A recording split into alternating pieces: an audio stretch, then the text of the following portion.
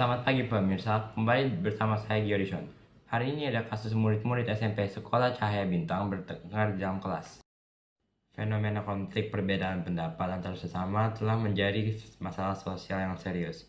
Konflik ini terjadi karena adanya perbedaan individu, tujuan dan keinginan yang berbeda, ketidakmampuan untuk mengelola emosi, dan sikap yang egois. Konflik ini ternyata juga bisa mempengaruhi hubungan manusia, gaya hidup dan emosi mereka secara negatif seperti pertengkaran, stres, menurunkan produktivitas, hingga perpecahan jika dibiarkan.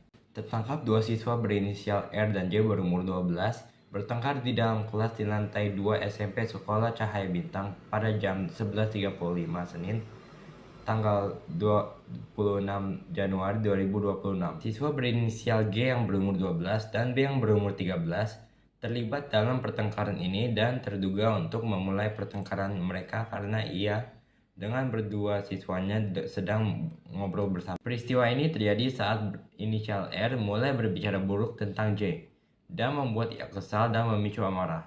Murid berinisial J pun mulai bertengkar dengan R kemudian. Murid berinisial J menceritakan bahwa dia merasa kecewa dengan dirinya sendiri dan hal itu bisa dihindari kalau dia bisa menenangkan dirinya sebelum bertindak.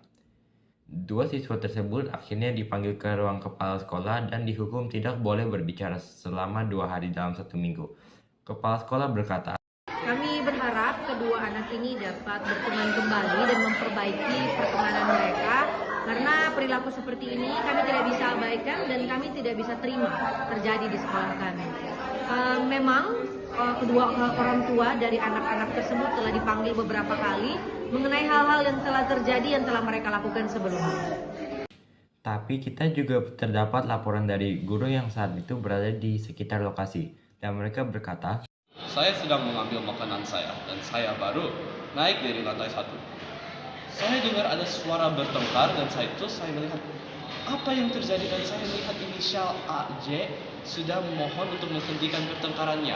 Tetapi saya juga tidak langsung secara berinisial masuk dan tolong, dan saya kecewa sama berinisial A dan J karena mereka bertengkar dan tidak bisa memperbaiki kasus itu secara tenang dan berkendali.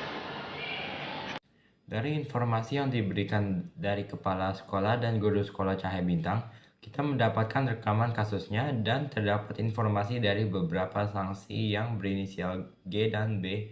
Mereka mengatakan,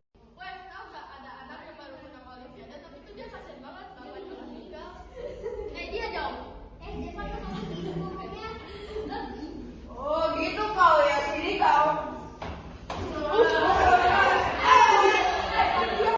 Pada saat kami melihat apa yang dilakukan siswa J yang berumur 12 kepada siswa R yang berumur 12, kami sangat terkejut melihat aksi siswa J. Jika siswi G yang berumur 12 tidak menghentikan mereka berdua bisa saja terluka parah.